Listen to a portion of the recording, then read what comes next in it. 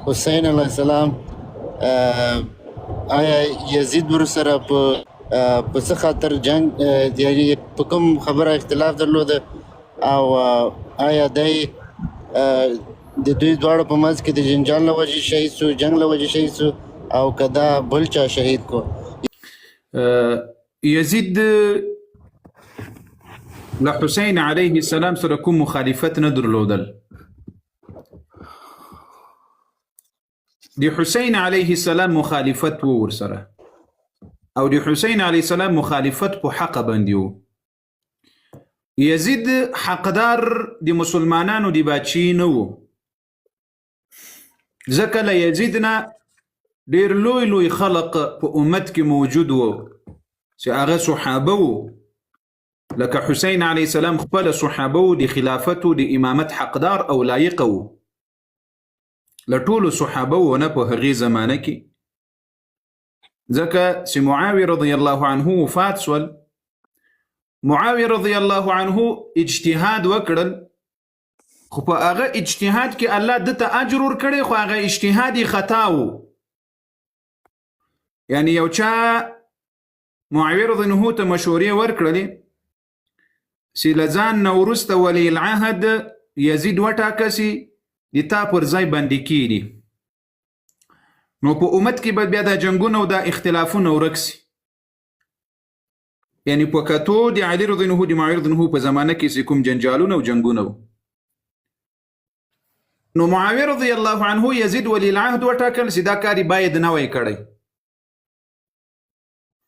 ځکه له یزید نه عبدالله ابن عمر، عبدالله ابن عباس، عبدالله ابن زبیر، حسین ابن علی رضوان الله علیهم اجمعین، دا لوی لوی صحابه، لوی لوی جلیل القدر د اسمان ستوري صحابه په امت کې موجود ول.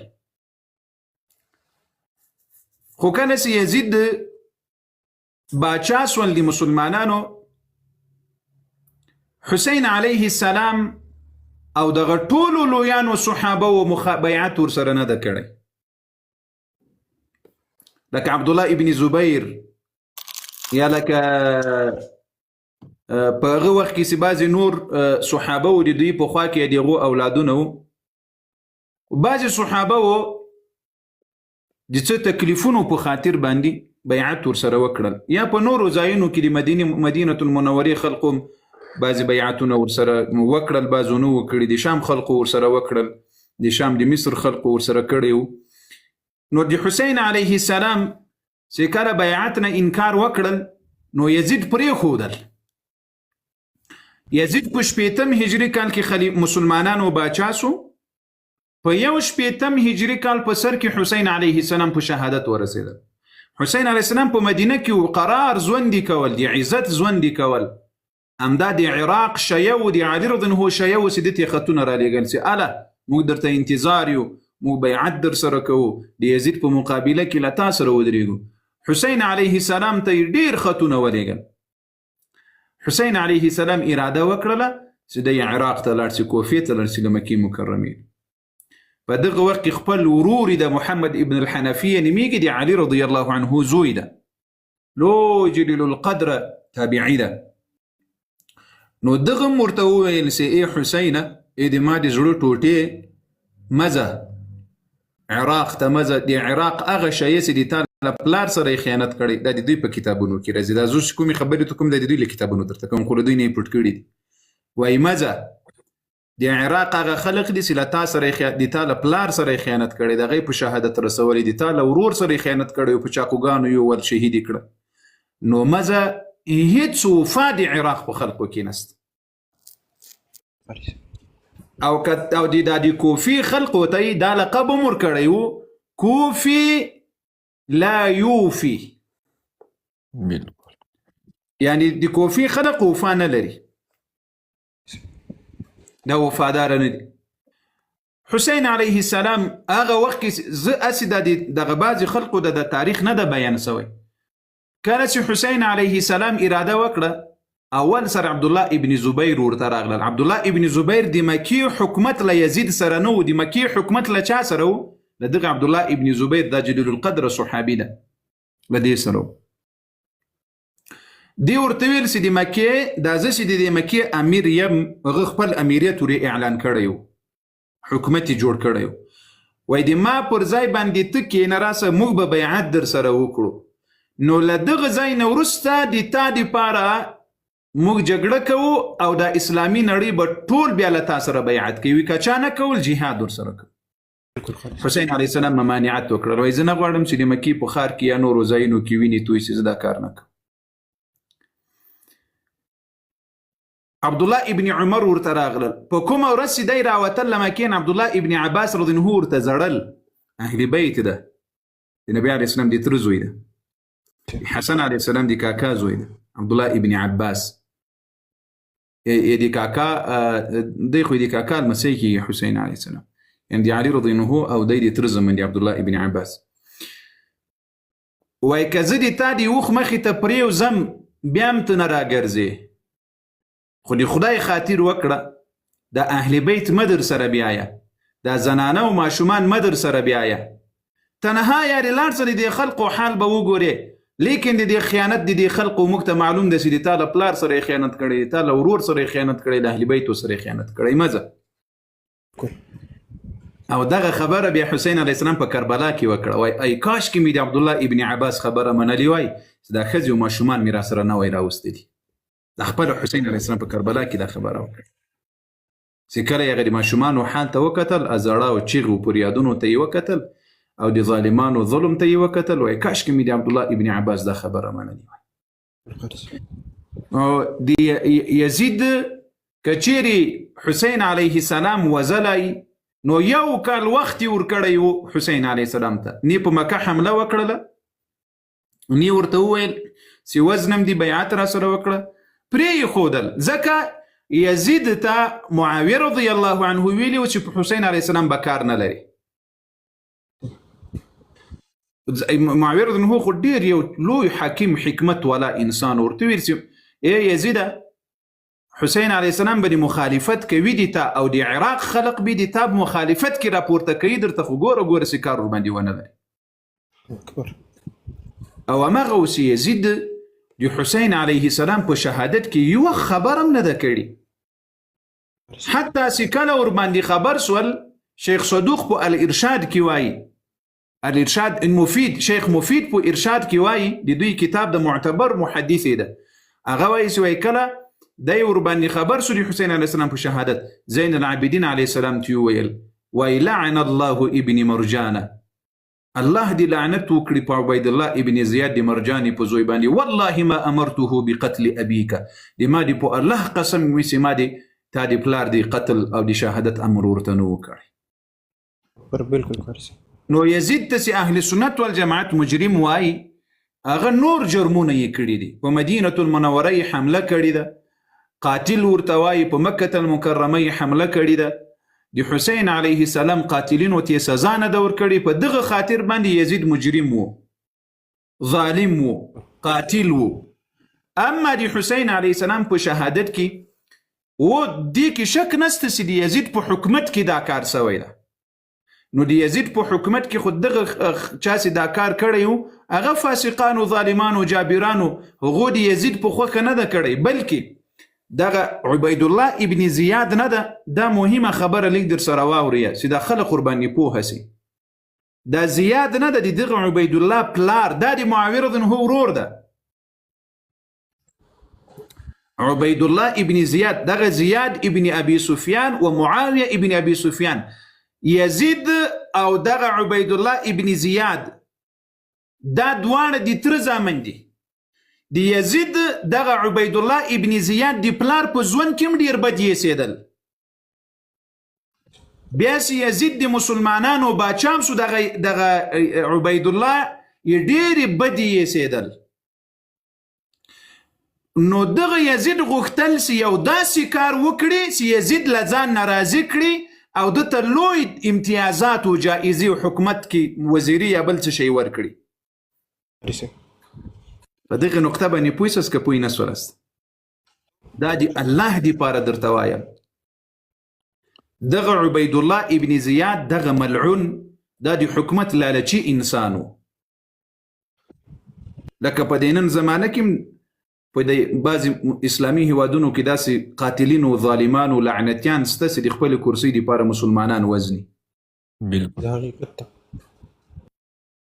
دغه عبید الله ابن زیاد غوښتل چې یزید له ځان نه راضي کړي، له ځان نه یې خوشحاله کړي، تر څو ده ته لویه جایزه ورکړي، لوی حکومت ورکړي، لوی ولایت ورکړي، تر څو پورې دی دا مسیریم له لاسه ورنه کړي. ځکه یزید تر دغه وخته پورې ډېر په بده سترګه ورته کتل.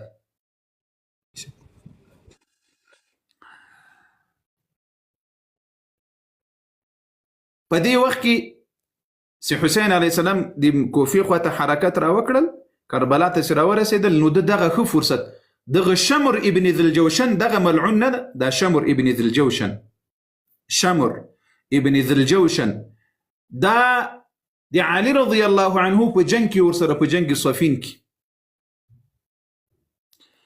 او بعضې د تاریخ کتابونه وایي چې دا د ام البنین ورور ده. دا ام البنین د علي رضی الله عنه بیبي ده. د ده درې خوریونه عمر ابن علي او دغه العباس، دا دغه شمر ابن ذوالجوشن د خور زوی ده. عباس علمدار تاسې پوهیږئ دا شی چې ډېر نوم اخلي، عباس علمدار. محترم دا بیرغونه کې تاسې کتلي وي، ډېر ښکته او پورته چې کوي. دا د دغه شمر ابن ذوالجوشن یا بعض کتابونو د بل چا ښودلی ده، خو دغه درې خوریونه د دغه شمر ابن ذوالجوشن په دغه کې وو، په کربلا کې له حسین علیه السلام سره. نو بیا یې دغه عبید الله ابن زیاد ته ورته ویل وایي زه مشوره در کوم، په هغې مشوره عمل وکړه، خو د ما یوه خبره به منې را سره. وایي کومه خبر ده؟ وایي د ما خوریونو ته به څه نه وایې. هغه د حسین علیه السلام په صف کې و. دا شمر ابن ذوالجوشن دا ملعون لعنتي اله العالمین د حسین علیه السلام د اهل بیتو په دښمنانو تر قیامته پورې لعنتونه په دنیا او آخرت کې را نازل کړي. آمین. نو عبید الله ملعون ورته ویل وایي سیده، بیا چې دی لاړل له جنګ نه مخکې د خپلو خورینو ورته ورته ویل وایي راځئ ما ضمانت له عبید الله ابن زیاد نه در اخیستلی ده، راځئ تاسو ته هغه څه نه وایي، حسین علیه السلام پرېږدي. نو دغه مبارک او اهل بیت ورته ویل وایي الله اکبر، د عبید الله امن ته به اوس موږ ورځو؟ دغه امن څه شی ده؟ دا یو د حسین علیه السلام په مخ کې قربانېدل، د حسین علیه السلام دپاره یې ځانونه قربان کړل. نو حسین علیه السلام دغه شمر ابن ذوالجوشن ملعون، کنې دغه عبید الله ابن زیاد ملعون ته هم دغه عمر بن سعد نه ده. دغه عمر ابن سعد تر ډیره وخته پورې د عبید الله او د حسین علیه السلام په منځ کې داسې خبرې کولې چې حسین علیه السلام نه کربلا نه بیرته یا مدینې ته لاړ شي یا کوفې ته لاړ شي، او په دې کې ډیر کامیاب هم شول. دغه عمر بن سعد نه ده په جنگ کې، خدا ملعون خبیث هم شریک و، دا د صحابي زوی ده، عمر بن سعد د سعد رضی الله عنه زوی ده. د تر ډیره وخته پورې حل دا وکړل چې تر څو حسین علیه السلام، ځکه له ده سره 4000 لښکر و له دغه عمر بن سعد سره، دا عبید الله ابن زیاد راولېږل چې حسین علیه السلام محاصره کړه چې کومې خواته لاړ نه شي.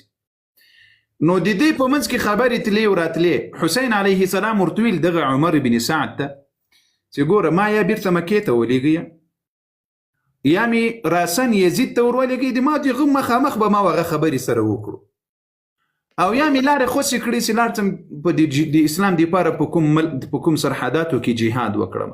دغه دریو شیانو دپاره ما بیرته خوشې کړي، زه نظم د کوفې خلقو چې له ما سره دومره خیانت وکړل، خپلو شیعو چې دومره خیانت را سره وکړل، نظم.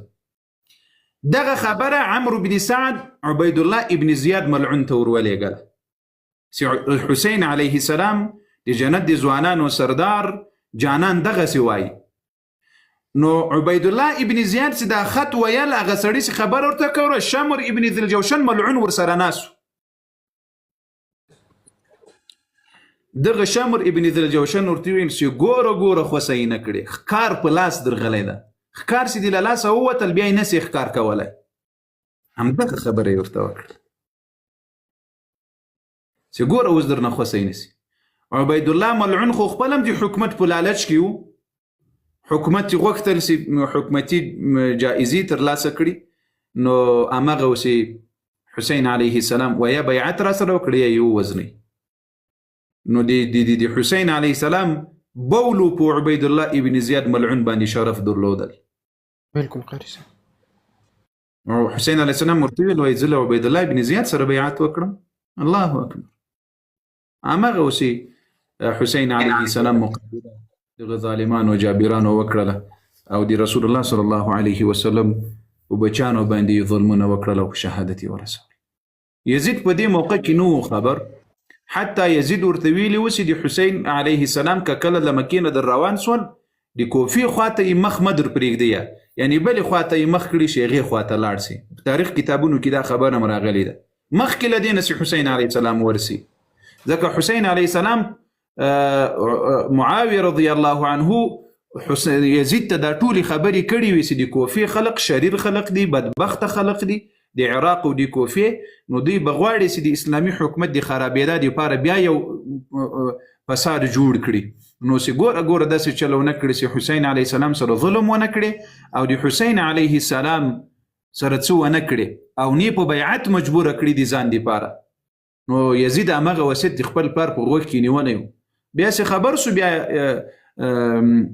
امام زین العابدین علیه السلام وایي چې له موږ سره ډېر احسان وکړل او موږ ټول په عزت سره مدینې ته را حواله کړو ویې لېږلو او موږ ته یې چې څه شی مو غوښتل هغه یې رام کړل او همدغه وجه و چې امام زین العابدین علیه السلام بیعت هم ورسره وکړل له یزید سره. هو قاری صاحب. امام زین العابدین علیه السلام بیعت هم ورسره وکړل. ان د یزید تر اخیره پورې د هغه په بیعت کې په مدینة المنوره کې خپل ژوند کول. بیا د یزید په وخت کې کله چې د حسین علیه السلام له شهادت نه وروسته د یزید حکومت بیا پاته هم نسول، ځکه د مکې خلقو هم د ده په خلاف راپورته سول، د مدینې خلق هم د ده په خلاف راپورته سول. نو بیا هغه بعد یو کال شاوخوا حکومت وکړل، نور پسې مړ سول. خو د هغه په خلاف چې حسین علیه السلام شهید هم سول، د کوفې خلقو امام زین العابدین علیه السلام ته ویل چې راسه موږ بیعت در سره کوو د یزید په خلاف، راځه ته د موږ امام یې. هغه ورته ویل وایي زه دومره نادان نه یم چې د تاسې په جهالت او حماقت باندې نه پوهېږم. تاسې د ما له پلاره سره څه وکړل، د ما له نیکه سره مو څه وکړل، د ما له تره سره مو څه وکړل، نو زه ولاکه د تاسو دپاره ځان قربان کړم. بالکل داسې په میدان یې پرېښودل. امام زین العابدین علیه السلام په مدینة المنوره کې ښه د عزت ژوند درلودل تر څو چې خپل ژوند او زندګي کول. دا د دې ورور په جواب